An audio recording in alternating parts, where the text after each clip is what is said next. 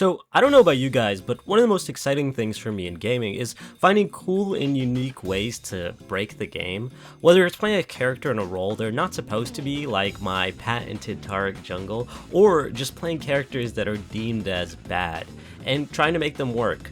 Kind of like Torbjorn in Overwatch 1, if you guys remember. In any competitive game, people eventually figure out what's optimal. The best characters, the best strategies, the picks with the highest win rates. And honestly, once that happens, basically everybody copies it, because why wouldn't you? If there's a right answer, you use that answer.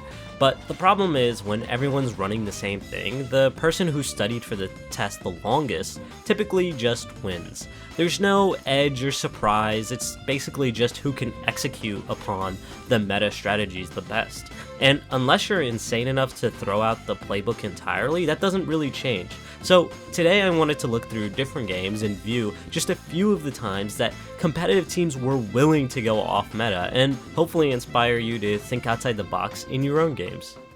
Now, Overwatch is a little bit different because it's not just about characters, it's about how you use the map. Let me tell you about Meta Athena. This was a Korean team in 2017, back in Apex days, before the Overwatch League even existed. They never competed on a major stage, but they went on a 21 match win streak. Their secret, they played the map better than anyone. Most teams would fight head on, take the obvious routes, contest the points directly. Meta Athena said no. We're going to use Mei walls to boost our entire team over buildings and flank you from angles you didn't even know existed. In Apex Season 2 semifinals against Lunatic High, the best team in Korea, Meta Athena pulled out their signature move on Dorado. Their player, Libero, used a Mei Ice Wall to boost the whole team up and over the rooftops on Dorado, dropping behind Lunatic High's defense completely. At the time, this was like revolutionary stuff. Nobody had ever seen it before, and Lunatic High had no idea what was happening. Meta Athena didn't win that series, but the play became legendary. It changed how people thought about map control in Overwatch. And a year later, in Overwatch League Season 1, the LA Gladiators did something similar on King's Row in the playoffs against the London Spitfire. The DPS player Surefour stayed in spawn while his 5 teammates pushed past the point. He pretended to be on Brigette, and then London repositioned to fight the 5 players. Then Surefour swaps to Widowmaker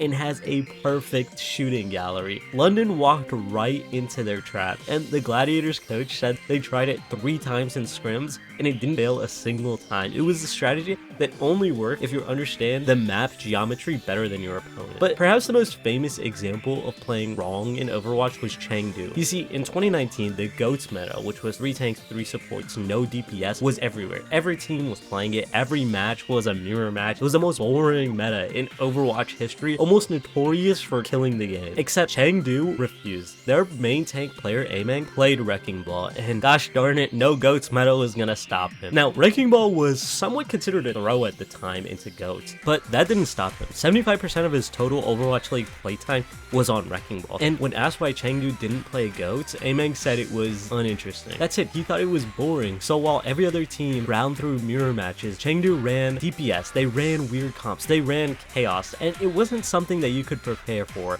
Something that wasn't really in the meta at the time, and there was no VOD review for how to deal with Wrecking Ball because it was just so uncommon. And then in 2020, hero pools happened. GOATS heroes got banned. Every team was scrambling, and you know who they copied? They copied Chengdu. Now, Chengdu never won a championship, but they become one of the most beloved team in the entire Overwatch League. Now, one game that I haven't talked much about in this channel is Pokémon, and specifically competitive VGC Pokémon, which I think is a space where there's a lot of room for thinking outside the box and playing that which isn't really meta. I think the perfect example of this was 2014. Now, if you don't know, 2014 in Pokemon was the year that Mega Kangaskhan basically broke the game. If you weren't playing in 2014, here's what you need to know. Mega Kangaskhan had this ability called Parental Bond that let it attack twice. Every move hit twice. The second hit did do half damage, but moves like Power Up Punch raised your attack twice per use. One button and you were at +2 attack with priority moves on tank. The competitive scene called VGC 2014 Kangaskhan, the Kangaskhan metagame. Every team had to answer one question: how do I not lose to this thing? So the meta became Kangaskhan and Kangaskhan counters. The most common of these examples would be Mega Mawile with Intimidate, Aegislash, which was a ghost type to block normal moves, which Kangaskhan had a lot of, and Garchomp with Rough Skin for double recoil damage. Amoonguss with Spore was also there to put threats to sleep, and Rotom was basically everywhere. So going into Worlds, 23% of teams brought Kangaskhan, but players overprepared. Not a single Kangaskhan actually made it to top 8 surprisingly, and Mega Mawile was the most used Mega at the tournament. And then there's our main character, Sejin Park, a Korean player known as the best player to never win Worlds. His team had 5 normal competitive Pokemon: Gyarados, Garchomp, Talonflame, Gothitelle, Gardevoir, and one Pokemon that nobody had thought of for honestly years, Pachirisu. Pachirisu was an electric squirrel Pikachu clone, to be honest,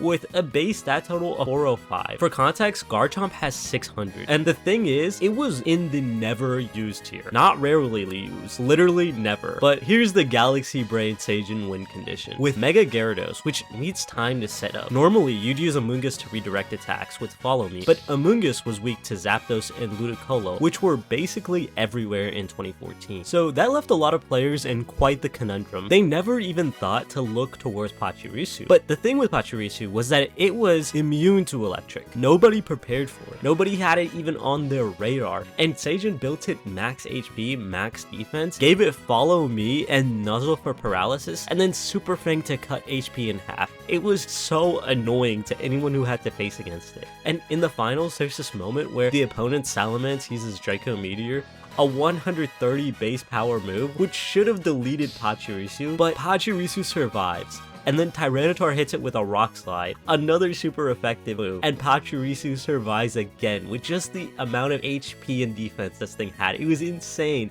The crowds completely lost their mind, and Sejin won 2-0, the first Korean to ever win Pokemon Worlds. And the Pokemon Company even called it arguably the most iconic moment in competitive Pokemon history. Everyone spent all year preparing for Kangaskhan and building around Mawile and Aegislash and all these meta picks, and Sejin just showed up with his favorite Pokemon that completely countered basically everything the competition was intending to do. It was iconic and is still remembered to this day as one of the most memorable Pokemon moments. I think League is interesting because it's one of those where you will occasionally see the off-meta or strange pick, especially in scenarios where the game doesn't really matter or teams are just playing for fun, and 99% of the time it doesn't work out. But I wanted to take a look at an instance where things actually maybe worked out for the better. So it's the League of Legends 2019 World Championship, and FunPlus Phoenix is a Chinese team that nobody outside of China really cared too much about. I mean, they were good domestically, but they hadn't proven anything internationally. And their mid laner is this guy named Doinb, and Doinb does not play mid lane like a normal person. You see, mid lane in League is supposed to be for mages and assassins. High damage, carry potential. You're the playmaker. Doinb's signature picks during this 2019 tournament run were Nautilus, Scion, Rumble, and Malphite. These were tanks. These were support champions. These were not mid laners. And in the semifinals, FPX plays against Invictus Gaming, the defending world champions, the team everyone expected to honestly repeat. So Doinb does the unthinkable. He thinks, let me lock in Nautilus mid 3 times in a semifinal at Worlds. Nautilus is not a mid laner. He has no damage. He has no outplay potential. He's basically a meatball. FPX went on to win the series 3-1 in a generational upset. They then made the finals against G2, the European super team with Caps, the team that was supposed to finally beat the East. Game 1, Doinb first picks Nautilus again. G2 had no idea what to do. They were so scared of the Nautilus, they banned it in Game 2, and then they picked it themselves in Game 3 just to take it away from him. FPX won 3-0 in a clean sweep. World champions. And here's the thing, Doinb's whole philosophy was that he didn't need to solo kill anyone. He was able to leave his lane, roam with his jungler and support, and get his entire team ahead. He sacrificed his lane to win the map. After Worlds, Doinb literally warned other players to not copy his Nautilus mid because he called it a little bit unreliable. But then he said, I know nobody will listen. And he was right because everybody tried to copy him and very few had any success because the pick wasn't broken. It was Doinb being able to work around its weaknesses and make it work because he saw the perfect opportunity to do so. Okay, last one. Valorant in 2022. You see, there's this agent in Valorant named Yoru. He's a Japanese duelist. He has a teleport, a clone, some flashes, and an ultimate that lets him go invisible. On paper, this sounds broken, but in practice, Yoru was considered one of the worst agents in the game. His abilities were too slow, his teleport was too loud, his clone fooled almost nobody. Pro players treated picking Yoru like it was soft throwing. But then at Masters Reykjavik 2022, Yoru had never won a single map on the international VCT stage. 0 wins ever. Sentinel's Shazam literally banned Tens from playing him in competitive matches. That's how bad Yoru was considered. But Paper Rex didn't care. Paper Rex was a team from Singapore, which was a minor region at the time. It wasn't Korea or NA or EU. Their whole identity was aggression, while every other team was playing slow, methodical, Counter-Strike style Valorant with Chamber and Jet. Paper Rex ran double duelists and just pushed. Their star player, Forsaken, had a pocket Yoru. And then at Masters Reykjavik, Paper Rex faced G2 Esports, the #1 seed from EMEA, one of the best teams in the world. On bind, Forsaken locks in Yoru. The casters were confused, the analysts were confused, G2 was confused. And then Forsaken went absolutely crazy. He finished the map with 29 kills, 13 deaths, and 4 assists. Paper Rex won 13-7. It was Yoru's first ever win on the international VCT stage, and after the match, Forsaken was asked about his Yoru. His response was, "My Yoru is the best in the world." They kept running it too. At Masters Copenhagen a few months later, Paper Rex made the grand finals. They were one of the first minor region teams to ever do it, and in the finals against Fun Plus Phoenix, they ran Yoru and Neon on Breeze. Double duelists, off-meta agents. The analysts again were just baffled. They were up 9-7 on the final map, 4 rounds away from winning the whole tournament. Now, they did sadly lose, but they finished second. But here's the thing, nobody remembers FPX's win as much as they remember Paper Rex's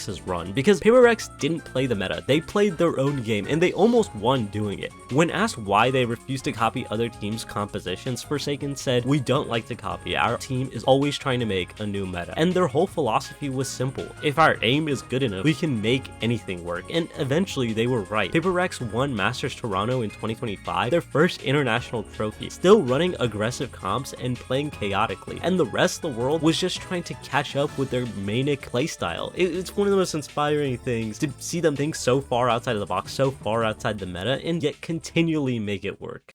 So what's the lesson here? All these players found something nobody else was doing. A pick, a strategy, a style.